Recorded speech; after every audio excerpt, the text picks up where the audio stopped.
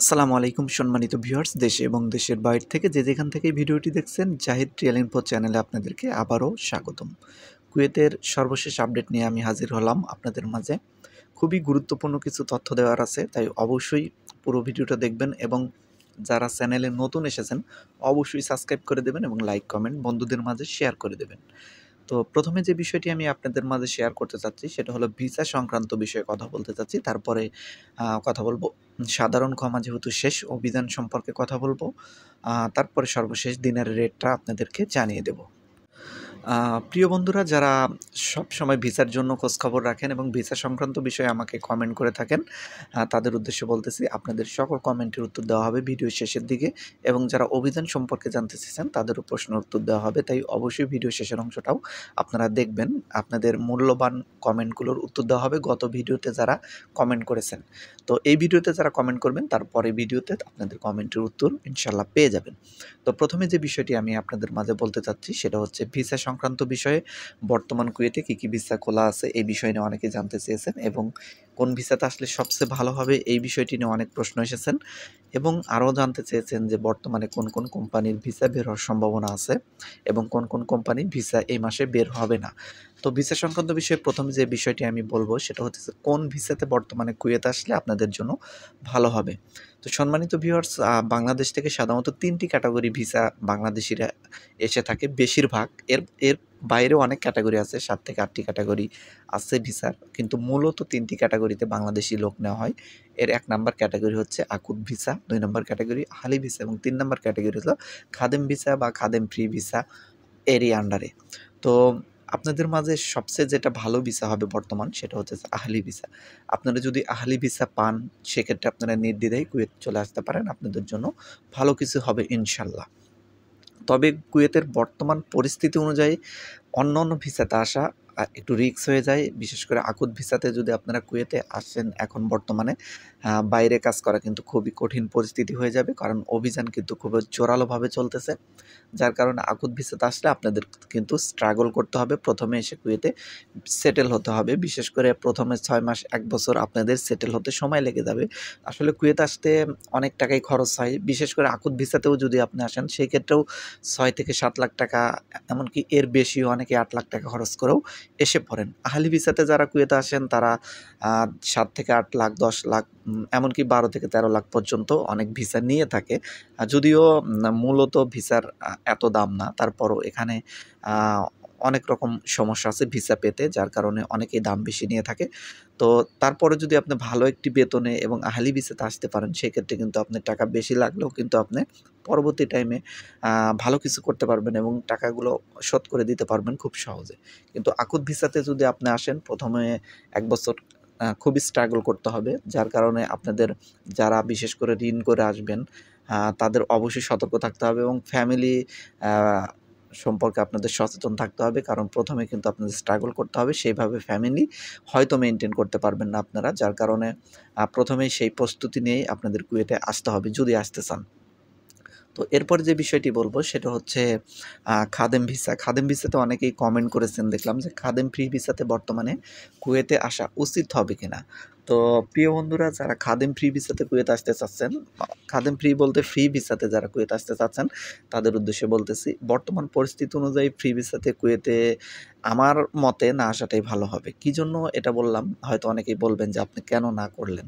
আসলে এখানে যুক্তি আছে। সেটা হচ্ছে যে কুয়েতে যদি আপনি ফ্রি ভিসাতে আসেন সেক্ষেত্রে কিন্তু আপনাকে বাইরে কাজ করতে হচ্ছে। বাইরে বলতে আপনি যে মালিকের আন্ডারে আসবেন, যে খাদেমের আন্ডারে আসবেন, সে কিন্তু আপনাকে কাজ দেবে না এবং তার কাজে কিন্তু আপনি আসতেছেন না। এখানে যেহেতু ফ্রি ভিসাতে আসতেছেন তার মানে আপনি কিন্তু বাইরের দোকানে বলেন, গাড়ির কাজ বলেন বা যেকোনো আপনার কাজ জানা আছে সেই কাজটা কিন্তু আপনি করার চেষ্টা করবেন, এবং কুয়েতের আইনে কিন্তু এটা সম্পূর্ণ অবৈধ। আপনি যে মালিকের আন্ডারে আসবেন সেই মালিকের ঠিকানা অনুযায়ী আপনার আকামা নবায়ন করা হবে, এবং সেই আকামাটা যদি আপনার না মেলে যেকোনো জায়গায় কাজ করতে গেলে পুলিশ চেকিংয়ে তখন কিন্তু আপনাকে ধরে দেশে পাঠিয়ে দেওয়া হবে। কারণ আপনার আকামা যেখানে সেখানেই আপনাকে কাজ করতে হবে। এটা হলো কুয়েতের গভর্নমেন্ট থেকে আইন। তো যারা ফ্রি ভিসাতে আসতে চাচ্ছেন তাদের কিন্তু প্রথমে এসে এই সমস্যাটাতে পড়লেও পড়তে পারেন। আসলে এখানে আরও একটি প্রশ্ন থেকে যায়। অনেকেই বলবেন যে কুয়েতে তো হাজার হাজার মানুষ ফ্রি ভিসাতে আসে, তাহলে তারা ধরা পড়ে না কেন বা তাদের সমস্যা হয় না কেন? নতুন যারা যাবে তাদের সমস্যা হবে কেন? এখানে প্রশ্নটা খুবই গুরুত্বপূর্ণ।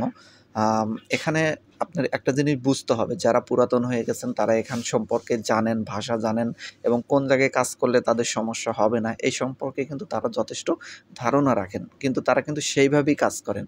আ এই এই ক্ষেত্রে যারা নতুন আসবেন তারা কিন্তু কুয়েত সম্পর্কে অনেকে জানবেন না এবং কুয়েতের কোন জায়গায় চেকিং হয়, কোন জায়গায় কাজ করলে আপনার সমস্যা হতে পারে, এইগুলো কিন্তু আপনি জানবেন না। যার কারণে কিন্তু আপনার নতুন যারা আসবেন তাদেরই কিন্তু ধরা পড়ার সম্ভাবনা সবচেয়ে বেশি। আসলে এখানে কিন্তু রিস্ক নিয়ে কাজ করতে হচ্ছে এবং রিস্কটা আপনি যদি সেই জায়গাতে নিতে পারেন যেখানে আপনার রিস্ক নিলে আম ধরা পড়ার সম্ভাবনা তেমন একটা নেই। তো সেখানে কিন্তু আপনি রিস্ক নিতে পারেন। আবার আপনি এমন জায়গায় রিস্ক নিলেন যেখানে অভিযান চলে বা মাঝে, মাঝে চেকিং হয়, সেক্ষেত্রে কিন্তু আপনি যেকোনো টাইমে ধরা পড়ে যেতে পারেন।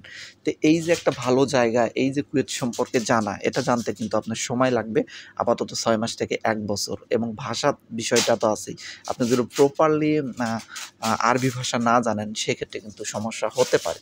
তো যার কারণে আপনার উচিত হবে ফ্রি ভিসাতে আসতে হলে অবশ্যই আ বর্তমান পরিস্থিতিকে এড়িয়ে চলা উচিত।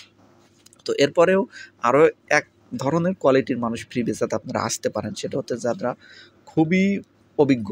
অন্যান্য দেশে প্রবাসে কাজ করেছেন। সৌদি আরব বলেন বা দুবাই বলেন বা অন্যান্য দেশে কাজ করেছেন। প্রপারলি আরবি ভাষাটা জানেন এবং এই দেশগুলো সম্পর্কে যথেষ্ট ধারণা রাখেন। এই ধরনের মানুষ কিন্তু আপনারা ফ্রি ভিসাতে আসতে পারেন। মোটামুটি ভালো কিছু করতে পারবেন এবং আরেক কোয়ালিটির মানুষ ফ্রি ভিসাতে আসতে পারবেন। সেটা হলো আপনার যদি খুবই ক্লোজ পরিচিত লোক এখানে থাকে যারা আপনার কাজ সংরক্ষণ করে দেবে বা আপনাকে আসলেই কাজ দিয়ে দেবে। ভালো জায়গা, তারা আপনাকে কাজ দেবে, আপনি শুধু করবেন।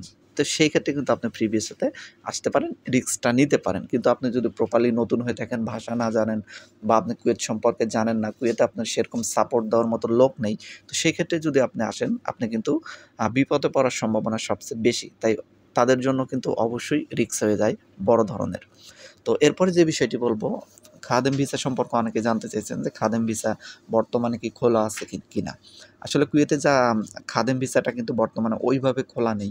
আসলে কুয়েত গভর্নমেন্ট থেকে একটি বিষয় ঘোষণা করা হয়েছিল যে ৩.৫ লাখ টাকার ভিতরে খাদেম ভিসা দেওয়া হবে। তো এটা কিন্তু এখন পর্যন্ত কার্যকরিতা হয়নি। তো যার কারণে বাংলাদেশীদের জন্য কার্যকরিতা হয়নি। তো যার কারণে এই ভিসাতে কিন্তু এখন পর্যন্ত আপনারা আসতে পারতেছেন না। এখন যদি খাদেম ভিসা কেউ লামানা পারমিট নিয়ে বের করে কোনো কুয়েতি বা কোনো দোকান থেকে বা অন্য কোনো জায়গা থেকে, সেক্ষেত্রে কিন্তু আপনারা আসতে পারবেন। কিন্তু তারপরেও কিন্তু আ রেটটা বেশি পড়ে যাবে। রেট কিন্তু আপনার ৩.৫ লাখ এর ভিতরে হবে না। তো সেক্ষেত্রে অবশ্যই আপনার বেশি টাকা লাগবে এবং এইভাবে যদি ভিসা কেউ বের করে সেক্ষেত্রে কিন্তু আপনারা আসতে পারেন। আর যেহেতু খাদেম ভিসাতে আসলে আপনার নিজস্ব মালিকের আন্ডারে কাজ করবেন, সেক্ষেত্রে কিন্তু কোনো সমস্যা নেই। আপনারা আসতেই পারেন। তো ভিসা সংক্রান্ত বিষয়ে আপনাদের মাঝে বিস্তারিত কথা বললাম আজকে। আরও কিছু বিষয় বলার ছিল কিন্তু যেহেতু ভিডিওটা অলরেডি অনেক বড় হয়ে গেছে, তো আর কোনো বিষয় না বলে সংক্ষেপে অভিযান সম্পর্কে বলব এবং তারপরে কিছু প্রশ্ন উত্তর আপনাদেরকে দিয়ে দেব। তো কুয়েতে কিন্তু বর্তমান ভালো ভাবে অভিযান চলতেছে। খুবই জোরালোভাবে যারা কুয়েতে অবস্থান করতেছেন অবশ্যই অতিরিক্ত সাবধানতা অবলম্বন করবেন যারা বাইরে কাজ করতে যাচ্ছেন বা কাজ করেন প্রতিনিয়ত। বিশেষ করে সিটির আশেপাশে বলেন বা মেইন শহরগুলোতে বলেন, যারা কাজ করে থাকেন অবশ্যই অতিরিক্ত সতর্কতা অবলম্বন করবেন। কারণ যেকোনো টাইমে বিপদ হতে পারে। তো অভিযান সম্পর্কে আরও আপডেট দেব পরবর্তী ভিডিওতে। ভিডিও যেহেতু অনেক বড় হয়ে গেছে তাই সংক্ষেপে বলে দিলাম। তো এরপর সর্বশেষ যে বিষয়টি নিয়ে কথা বলব সেটা হলো দিনের রেট। একদিনের সমান আজকে বাংলাদেশি মুদ্রায় আপনারা পাবেন আ ৳৩৮৭ সামথিং। তো এক্সচেঞ্জ ভেদে সামান্য পরিমাণ তারতম্য হতে পারে। তাই অবশ্যই টাকা পাঠানোর আগে এক্সচেঞ্জগুলো আপনারা একটু চেক করে নেবেন যে কোন এক্সচেঞ্জে আপনারা একটু রেট বেশি পান। তো সেভাবেই টাকা পাঠান। তো এরপরে যে বিষয়টি নিয়ে বলব সর্বশেষ সেটা হলো আপনাদের মূল্যবান কমেন্টের উত্তর। চলুন আপনাদের কিছু মূল্যবান কমেন্টের উত্তরে যাওয়া যাক। খুবই গুরুত্বপূর্ণ একটি প্রশ্ন এসেছেন এবং একাধিক ভাই ও বোনেরা প্রশ্ন করেছেন যে বর্তমানে অভিযান কতদিন চলবে? আসলে এই প্রশ্নটা বর্তমান প্রাসঙ্গিক, যার কারণে খুবই গুরুত্বপূর্ণ আপনাদের জানা। বর্তমান অভিযান কতদিন চলবে এরকম কোনো ঘোষণা কিন্তু কুয়েত গভর্নমেন্ট করা হয়নি। এটা অনির্দিষ্টকালের জন্য চলবে। যেহেতু সাধারণ ক্ষমা শেষ হয়েছে তার মানে এখন তারা জোরালোভাবে পদক্ষেপ নিয়েছে যারা কুয়েতে অবৈধভাবে অবস্থান করছেন তাদেরকে দেশে পাঠিয়ে দেওয়ার জন্য। তো এই অভিযান কিন্তু পরবর্তী নির্দেশ না দেওয়া পর্যন্ত চলতেই থাকবে। তো অবশ্যই এ বিষয়ে আপডেট পরবর্তী নির্দেশ আসলে আপনাদের দেওয়া হবে। এক ভাই প্রশ্ন করেছেন, ভাই ২০ বছর বয়সে কি কুয়েতের ভিসা পাবো কিনা? আসলে সর্বনিম্ন কুয়েতে ভিসা পেতে আপনার ২১ বছর বয়স হতে হবে, সেটাও আকদ ভিসার ক্ষেত্রে। আপনি যদি আহলি ভিসার ক্ষেত্রেও এটাই সর্বনিম্ন। কিন্তু কিছু, কিছু কোম্পানি কিন্তু বিশেষ করে হেভি ড্রাইভার বলেন বা অন্যান্য ক্ষেত্রে বলেন, সেক্ষেত্রে কিন্তু বয়স বেশি ২৪ বছর, ২৫ বছর এরকম কিন্তু সর্বনিম্ন বয়স দিয়ে থাকে। তো আপনি যদি আ কোনো কোম্পানিতে আসতে চাচ্ছেন, তো সেটা সর্বনিম্ন বয়স ২১, অবশ্যই আপনার ২১ বছর হতে হবে। আপনি যদি এখন ভিসার জন্য এপ্লাই করেন, এখন ভিসা আপনার হবে না। ২১ বছর পুরলে আপনার ভিসা হবে ইনশাল্লাহ। এক ভাই প্রশ্ন করেছেন যে, "ভাই আমি কনস্ট্রাকশন কাজে কুয়েত যেতে চাচ্ছি, কেমন হবে?" আপনি যদি কনস্ট্রাকশন কাজের উপর ভিসা পান, সেক্ষেত্রে আপনার কুয়েতে আসতে পারেন নির্দ্বিধায়। এটা খুব আপনার জন্য ভালো হবে। তবে একটা বিষয় আপনি অবশ্যই শুনে রাখুন, কনস্ট্রাকশন কাজে আসলে কিন্তু আপনার বাইরে কাজ করতে হবে এবং কুয়েতের টেম্পারেচার মানে গরম কিন্তু অত্যন্ত বেশি। আপনি যদি গরম সহনশীল হয়ে থাকেন বা বাইরে কাজ করার যদি অভ্যস্ত হয়ে থাকেন, আগে যদি কনস্ট্রাকশন কাজ করে থাকেন রৌদ্রের ভিতরে বা অত্যাধিক গরমের ভিতরে আপনার যদি কোনো প্রকার সমস্যা না হয়, সেক্ষেত্রে আপনি কনস্ট্রাকশন কাজে কিন্তু নির্দ্বিধায় চলে আসতে পারেন এবং ইনকাম মোটামুটি কনস্ট্রাকশন কাজে ভালো। তো কনস্ট্রাকশন কাজের জন্য একটি কোম্পানি আছে, জার্মান কুয়েত কনস্ট্রাকশন কাজ, কনস্ট্রাকশন কোম্পানি। এই কোম্পানিতে যদি আসতে পারেন, আপনার জন্য আরও ভালো হবে ইনশাল্লাহ। তো সবার উদ্দেশ্যে বলতেছি, অনেকেই মানে একাধিক ভাই ও বোনেরা প্রশ্ন করেছেন। ৪-৫ টি কোম্পানির নাম একসাথে প্রশ্ন উত্তরটা দিয়ে দিচ্ছি। যেমন আল জাজিরা কোম্পানি সম্পর্কে জানতে চেয়েছেন যে ভিসা হবে কিনা বর্তমানে। এখন পর্যন্ত নিশ্চিত দিয়ে বলা যাচ্ছে না এই মাসে ভিসা হবে কিনা। তারপরে ওয়েলাল নসিব সম্পর্কে জানতে চেয়েছেন যে ভিসা হবে কিনা। ওয়েলাল নসিব শন পেপারের জন্য চেষ্টা করতেছে তারা। যদি লামানা পারমিট পায় আমি আপনাদেরকে আপডেট দিয়ে দেব, ভিসা হবে। এরপরে তানজিপকো কোম্পানি সম্পর্কেও একাধিক কমেন্ট করেছেন আপনারা। তো সবার উদ্দেশ্যে বলতেছি, তানজিপকো কোম্পানিতে এখন পর্যন্ত লামানা পারমিট পায়নি। যদি লামানা পারমিট পায় সেক্ষেত্রে শন পেপার হবে।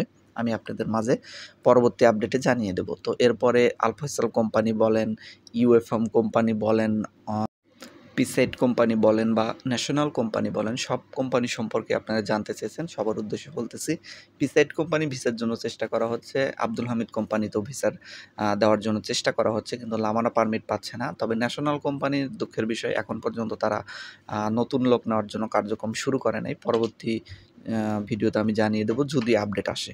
তো যাই হোক, আপনাদের প্রশ্ন আসলে অনেক প্রশ্ন এসেছেন। প্রশ্ন উত্তর যদি দেওয়া যায়, আরও অনেক প্রশ্নই দেওয়া যায়। সংক্ষিপ্ত আরও ২-৩টি প্রশ্ন উত্তর আপনাদের দিয়ে দেই চলুন। তো এক ভাই প্রশ্ন করেছেন যে বর্তমান পরিস্থিতিতে কুয়েতে আসা উচিত হবে কিনা? আশা করি এই প্রশ্নটার উত্তর পুরো ভিডিওতেই ছিল, পেয়ে গেছেন। এরপর এক ভাই প্রশ্ন করেছেন যে যারা দেশে চলে এসেছেন, বিশেষ করে সাধারণ ক্ষমায় যারা দেশে চলে গেছেন, তারা পরবর্তী মানে ভিসা পেতে কতদিন লাগবে বা কবে থেকে তারা ভিসা এপ্লাই করতে পারবেন? আসলে দেখুন, এই বিষয়টি নিয়ে কুয়েত গভর্নমেন্ট থেকে এখন পর্যন্ত ক্লিয়ার কাট কোনো আ এভিডেন্স পাওয়া যায়নি। যার কারণে এটি কিন্তু একদম ক্লিয়ার কাট 100% সিওর দিয়ে বলা যাচ্ছে না কথা। কেউ যদি বলে থাকে এটা অবশ্যই সে অনুমান করে বলছে। যেমন আমিও অনুমান করে আপনাদের বলেছিলাম যে হয়তো ৬ মাস পর থেকে আপনারা এপ্লাই করতে পারবেন। তবে এখন পর্যন্ত কিন্তু ক্লিয়ার কাট কোনো এভিডেন্স কুয়েত গভর্নমেন্ট থেকে দেওয়া হয়নি। এই বিষয়ে এভিডেন্স আসলে অবশ্যই আমি আপনাদেরকে জানিয়ে দেব। আরও কিছু বোনেরা প্রশ্ন করেছেন দেখলাম যে মেয়েদের ভিসার আপডেট দেন ভাই, এবং আরও একটি বোন প্রশ্ন করেছেন যে ফ্যামিলি ভিসা সম্পর্কে ভাই জানতে চাই। আসলে বোন, ফ্যামিলি ভিসা সম্পর্কে আপনি যদি জানতে চান বা ফ্যামিলি ভিসায় যদি আসতে চান, এখানে এখানে শর্তগুলো কী, কী এটা বিস্তারিত আমি অন্য ভিডিওতে আলোচনা করেছি। আপনারা দেখে নেবেন। সংক্ষিপ্ত বলে দিচ্ছি। ১ নম্বর শর্ত হলো আপনার স্যালারি ক্যাটেগরি হতে হবে আ আ অনেক হাই, যেটা ৭৫০ দিনের বলা হয়েছে, এমনকি অনেক ক্ষেত্রে আরও বেশি। তো তারপরে শিক্ষিতর দিক দিয়ে গ্র্যাজুয়েট থাকতে হবে। আরও অনেক শর্ত দেওয়া আছে। আসলে এখন প্রপারলি আমার মনে নেই। তো ওই ভিডিওটা আপনারা অবশ্যই দেখে নেবেন। এর আগে আমি একটি ভিডিও দিয়েছিলাম। তো শর্ত ৩ থেকে ৪ টি শর্ত দেওয়া আছে। আপনি যদি শর্তগুলো পূরণ করতে পারেন, সেক্ষেত্রে আপনি ফ্যামিলি ভিসা এখনও পেতে পারেন। তো এরপরে এক বোন প্রশ্ন করেছেন যে বর্তমান মহিলা ভিসা সম্পর্কে আপডেট জানতে চেয়েছেন। বর্তমান মহিলা ভিসা সম্পর্কে আসলে আপডেট আমি প্রতিনিয়ত সেভাবে দিতে পারছি না। কারণ বর্তমানে কুয়েতে তেমন কোনো মহিলা ভিসা বের হচ্ছে না। তবে সামনে বের হওয়ার সম্ভাবনা আছে। অবশ্যই প্রতিনিয়ত আপনাদের মাঝে যদি বের হয় বা সম্ভাবনা থাকে বা লামানা পারমিট যদি পেয়ে যাই কোনো মহিলা ভিসার জন্য, অবশ্যই কিন্তু আমি আপডেট আপনাদের মাঝে দিয়ে দেব। তো আজকের মতো এখানেই বিদায় নিচ্ছি। সবাই ভালো থাকবেন। আর আমার জন্য দোয়া করবেন। আপনাদের জন্য দোয়া এবং শুভকামনা রইল। আল্লাহ হাফেজ।